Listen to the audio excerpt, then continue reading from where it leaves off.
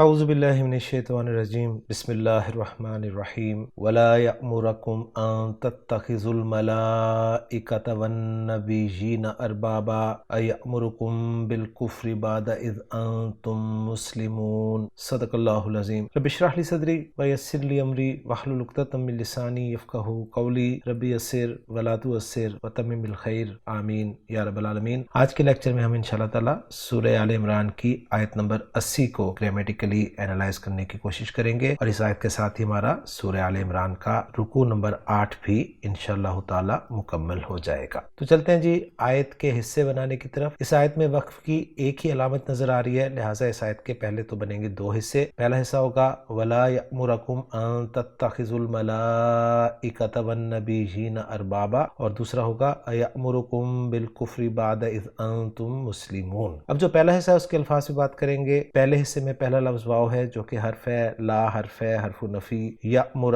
یہ فعل مضارع واحد مذکر غائب کا صیغہ ہے، فعل معروف ہے اور یہاں پر منصوب استعمال ہوا ہے۔ کم ضمیر منصوب متصل جمع مذکر حاضر کے ساتھ لگی ہوئی ہے، اور ان حرف مصدر ہے جس کے بعد تتخذوا فعل مضارع منصوب آپ کو نظر آ رہا ہے اور یہ معروف ہے یعنی ایکٹیو وائس ہے۔ حمزہ خا زال روٹ لیٹرز ہیں، باب افتعال اتخذ یتخذ اتخاذن، دو مفعول ڈیمانڈ کرتا ہے، کسی کو بنانا اور کچھ بنانا۔ الملائکہ یہاں پر منصوب استعمال ہوا ہے، الملک کی جمع ہے، واو حرف ہے، النبیین النبی کی جمع ہے اور یہاں پر منصوب استعمال ہوا ہے۔ اربابن رب کی جمع ہے اور یہ بھی منصوب استعمال ہوا ہے، اور یوں پہلے حصے کے تمام الفاظ پر الحمدللہ بات مکمل ہو جاتی ہے۔ پہلے حصے کے الفاظ پہ بات کرنے کے بعد اب چلتے ہیں دوسرے حصے کے الفاظ کی طرف۔ اس میں پہلا لفظ حمزہ ہے جو کہ حمزہ استفہام کا ہے۔ یأمرو فعل مضارع معروف واحد مذکر غائب کا صیغہ، امر یأمرو امرن حکم دینا۔ پچھلے حصے میں یأمرا منصوب استعمال ہوا تھا، یہاں پر یأمرو مرفوع استعمال ہوا ہے۔ قم اسی طرح ضمیر منصوب متصل جمع مذکر حاضر کی لگی ہوئی ہے، ساتھ با حرف جر ہے جس کے بعد الکفر جو ہے یہ مجرور ہے۔ بعدہ ظرف ہے اور اس کے بعد از یہ بھی ظرف ہے، اور انتم اس کے بعد ضمیر مرفوع منفصل جمع مذکر حاضر کی ہے، اور مسلمونہ جو ہے یہ مسلم کی جمع ہے، اور مسلم اسلم یسلم باب فعل سے سین لام میم حروف مادہ کو استعمال کرتے ہوئے صیغہ اسم الفاعل ہے۔ تو الحمدللہ جی الفاظ پہ بات مکمل ہو گئی ہے ہماری، اور اب ہم چلتے ہیں جملوں کے اعراب کی طرف۔ تو جو پہلا جملہ ہم بنائیں گے اس میں ہم واو کو عاطفہ قرار دے دیں گے، اور لا حرف نفی ہے جس کے بعد یأمر فعل جو ہے یہ منصوب استعمال ہوا ہے، فعل مضارع، فعل بفاعل ہے، ہوا ضمیر مرفوع متصل اس کا فاعل ہے، اور کم ضمیر منصوب متصل مفعول بھی ہے۔ امر یأمرو حکم دینے کے معنی میں استعمال ہوتا ہے، تو جس کو حکم دیا جاتا ہے وہ مفعول وداؤٹ پریپوزیشن استعمال ہوتا ہے، اور جس چیز کا حکم دیا جاتا ہے وہ با کے ساتھ استعمال ہوتا ہے،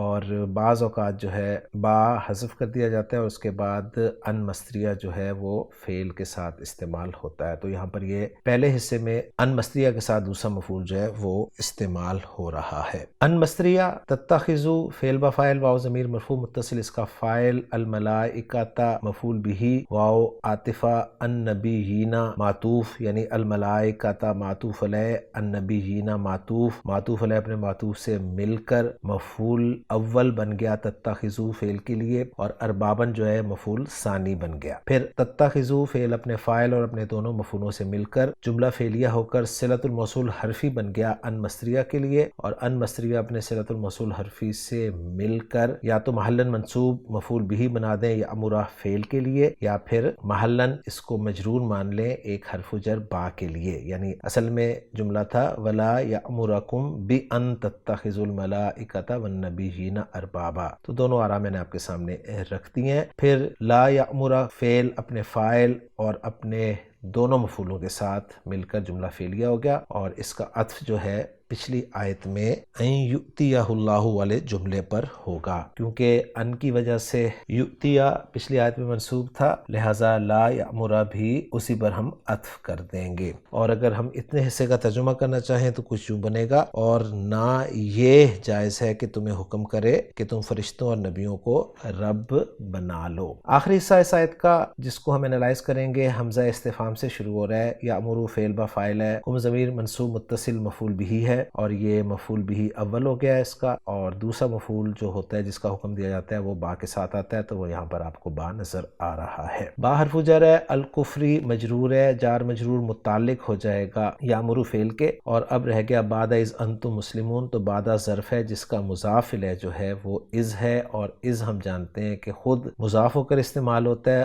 اور اس کا مضاف الیہ جو ہے وہ انتم مسلمون ایک جملہ اسمیہ ہے جس میں انتم مبتدا ہے اور مسلمون خبر ہے۔ انتم مسلمون جملہ اسمیہ محلاً مجرور مضاف الیہ قرار دیا جائے گا از مضاف کے لیے، ظرف کے لیے، اور از ظرف اپنے مضاف الیہ سے مل کر یہ مضاف الیہ بن جائے گا بعد ظرف کے لیے، اور بعد ظرف اپنے مضاف الیہ سے مل کر مفعول فی یا متعلق ہو جائے گا یأمرو فعل کے، اور پھر یأمرو فعل اپنے فاعل، اپنے مفعول بھی اور اپنے متعلق اور اپنے مفعول فی سے مل کر جملہ فعلیہ انشائیہ ہو جائے گا۔ اور ترجمہ کریں گے ہم اس حصے کا، کیا وہ حکم دیتا ہے تمہیں کفر کا بعد اس کے جب تم مسلمان ہو؟ تو الحمدللہ جی ہماری ورکنگ مکمل ہو گئی ہے، اب ذرا محمود صافی صاحب کی ورکنگ کے ساتھ میچ کر لیتے ہیں اپنی ورکنگ کو۔ محمود صافی صاحب نے جو جملے اعراب کے اعتبار سے ذکر کیے ہیں ان میں پہلا جملہ لا یامرکم، لا محل لا معطوف لا جملہ صلۃ الموصول الحرف یؤتیہ اللہ الکتاب فی الآیۃ السابقہ قرار دیا ہے، اور جملہ تتخذوا لا محل لا صلۃ الموصول حرفی ان ہے، ایامرکم بالکفر لا محل لا استنافیہ ہے، اور انتم مسلمون فی محل جر مضاف الیہ ہے۔ تو الحمدللہ جی ورکنگ ہماری 100% میچ کر جاتی ہے محمود صافی صاحب کی ورکنگ کے ساتھ، اور محمود صافی صاحب نے بھی ان تتخذوا والے جملے کو اسی طرح ذکر کیا ہے کہ یہ یا مجرور ہو سکتا ہے ایک حرف جر محذوف کی وجہ سے، یعنی بی ان تتخذوا، اور پھر وہ متعلق ہو جائے گا یامرکم فعل کے۔ تو ساری ورکنگ الحمدللہ ہماری میچ کر گئی ہے، اب رہ گیا اس آیت کا ترجمہ، تو وہ میں آپ کے ساتھ شیئر کرتا ہوں۔ اس کا ترجمہ کچھ یوں کیا گیا ہے، وَلَا يَأْمُرَكُمْ أَن تَتَّخِذُوا الْمَلَائِكَةَ وَالنَّبِيِّينَ أَرْبَابًا، اور نہ یہ حق ہے کہ تمہیں حکم دے کہ فرشتوں اور نبیوں کو رب بنا لو۔ أَيَأْمُرُكُمْ بِالْكُفْرِ بَعْدَ إِذْ أَنْتُمْ مُسْلِمُونَ، کیا وہ تمہیں کفر کا حکم دے گا اس کے بعد کہ تم مسلم ہو؟ تو الحمدللہ جی آج کے لیکچر میں ہم نے سورہ آل عمران کی آیت نمبر 80 کو گرامیٹیکلی انالائز کر لیا الحمدللہ، اور اس آیت کے ساتھ ہی ہمارا سورہ آل عمران کا رکوع نمبر 8 بھی مکمل ہو گیا۔ انشاءاللہ تعالی اگلے لیکچر میں سورہ آل عمران کے رکوع نمبر 9 کی پہلی آیت اور اس سورہ مبارکہ کی آیت نمبر 81 کے ساتھ آپ سے ملاقات ہوگی۔ سبحانک اللہم و بحمدک، اشہد ان لا الہ الا انت، استغفرک و اتوب الیک۔